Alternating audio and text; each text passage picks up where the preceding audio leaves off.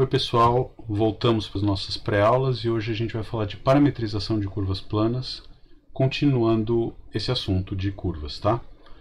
O que é parametrizar? É uma coisa inversa ao que a gente tinha feito anteriormente. Anteriormente a gente tinha a expressão da curva, a função gama dada explicitamente, e usando derivada e tudo que mais a gente conhecia do cálculo 1 para cada coordenada, desenhava a imagem da curva. Parametrizar é o contrário, a gente vai descrever a curva a partir de propriedades dadas por ela, dadas geometricamente, através de equações, qualquer coisa desse tipo, tá? Então, tem uma ambiguidade aqui na nomenclatura, a gente identifica a curva com a sua imagem, a gente chama a circunferência de curva e uma gama de t, que tem como imagem a circunferência também de curva, tá? Então é importante ter em mente essa ambiguidade, e se a gente sabe o que está fazendo, não tem muito problema, tudo bem? Então o que a gente quer é, dada uma curva, uma equação no plano a duas variáveis, alguma propriedade geométrica, descrever os pontos que satisfazem essa equação ou verificam essa propriedade geométrica em termos de um parâmetro t. Tá bom? Como exemplo, a gente tem essas duas situações. Eu tenho ali à esquerda uma meia circunferência, né, x2 mais y2 igual a r ao quadrado, y maior ou igual que zero. E do lado direito eu omito a restrição y maior ou igual que zero, obtendo então a circunferência toda. Tá?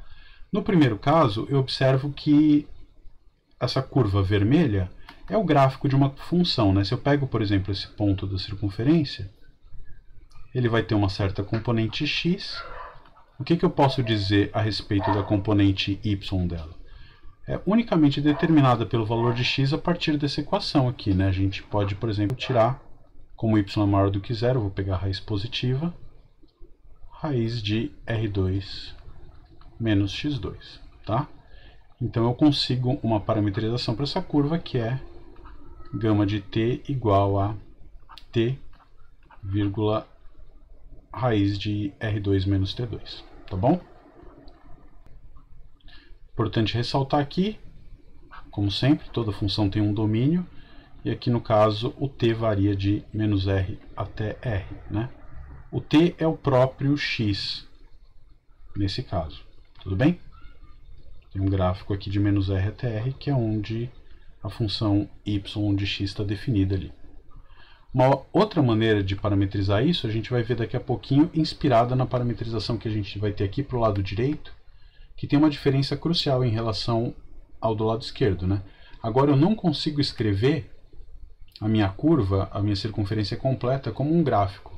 Nem tirando o y como função de x, porque para cada x eu vou ter dois y diferentes, e nem o x como função do y, porque para cada y também vou ter dois x diferentes. Mas eu consigo determinar cada um desses pontos a partir do quê? A partir do ângulo que esse raio faz com o eixo x, né? Posso chamar de t, por exemplo. Tá? Então eu vou usar como parâmetro uma coisa geométrica. Esse x aqui a gente consegue escrever em função de t, do ângulo, e esse y aqui também, né? No caso concreto aqui a gente vai ter o quê? Que x vai ser, x de t é r cosseno de t, e o y de t vai ser r seno t, tá bom? E para isso, então, eu vou ter uma parametrização da curva, que é gama de t igual a r cosseno t, r seno t, com o intervalo t variando agora para cobrir a circunferência inteira, t variando de 0 a 2π. E isso me motiva a obter uma outra maneira de descrever essa semicircunferência, que é a seguinte, né? Eu posso chamar de beta agora. Beta de t é o quê? Eu escrevo simplesmente como a mesma fórmula da gama, né? Mas com uma restrição no domínio. R cosseno t, R seno t. E agora eu vou pedir que meu t varie apenas entre 0 e π. Isso vai fazer com que esse ângulo t aqui, variando de 0 a π, produza os pontos somente da semicircunferência superior. E o que a gente observa aqui é que as duas curvas, imagem de gama e beta, é a mesma. Né? As duas curvas têm a mesma imagem, tá claro?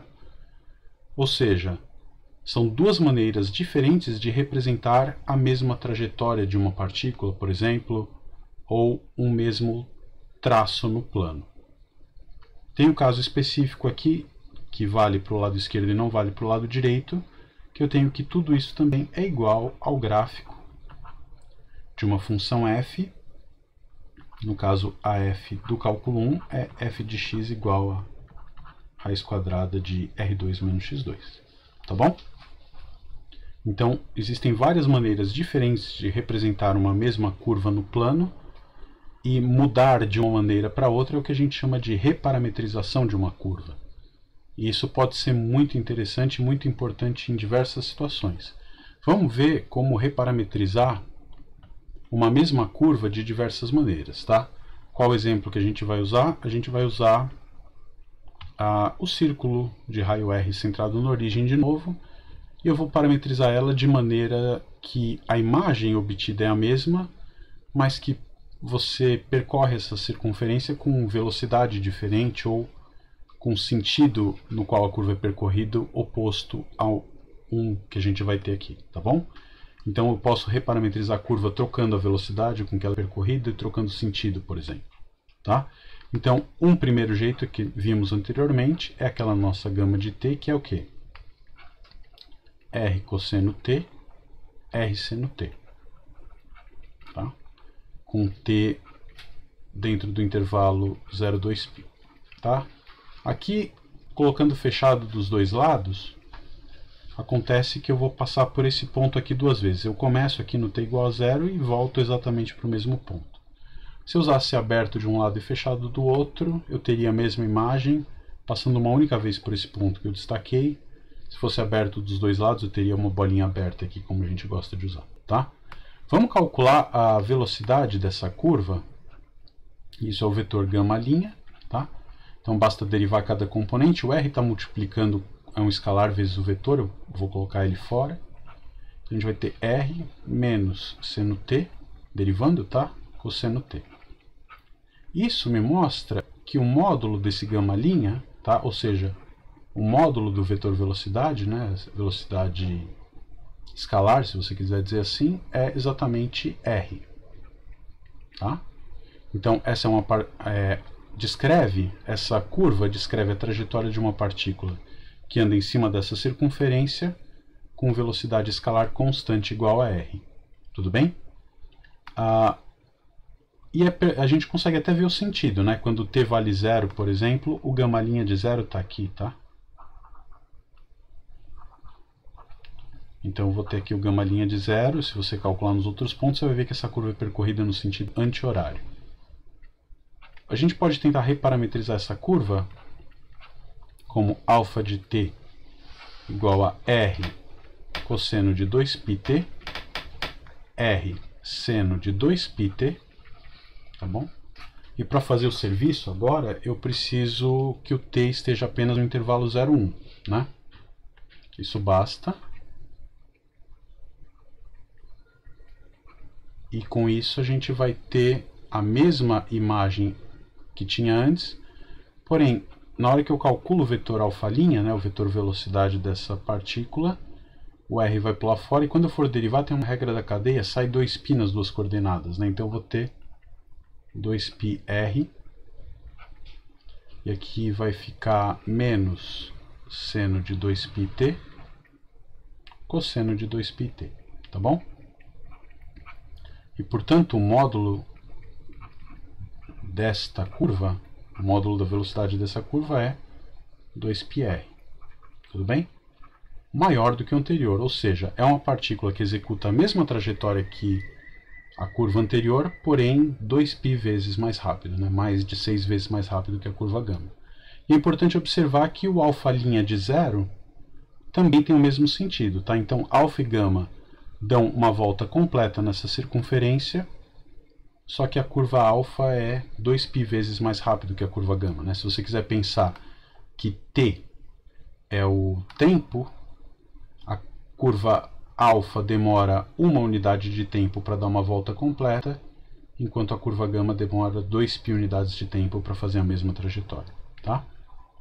Então, se você quiser desenhar o vetor alfa', ele está aqui, vai ficar um pouco fora de escala, mas a ideia é mais ou menos essa, tá? Você vai ter o vetor alfa' de 0 aqui bem maior do que o gama' de 0. Tá bom?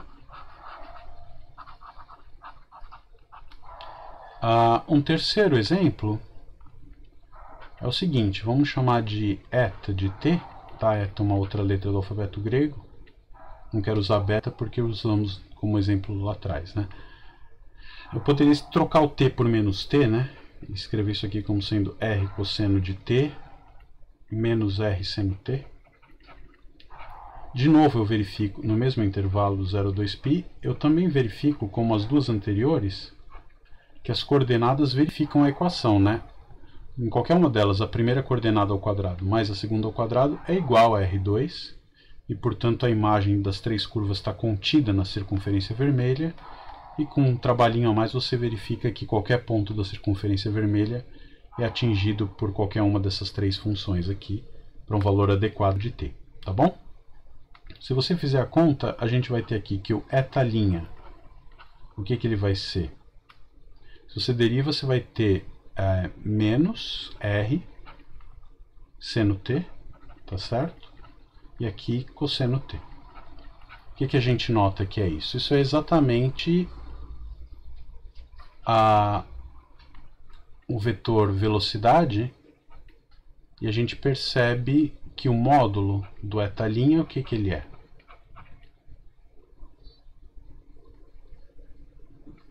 De novo r, tá? Então, eta é uma partícula que tem a mesma velocidade escalar que a curva gama, tem a mesma trajetória que a curva gama, mas, por exemplo, no instante de tempo t igual a 0, o eta' vale quanto?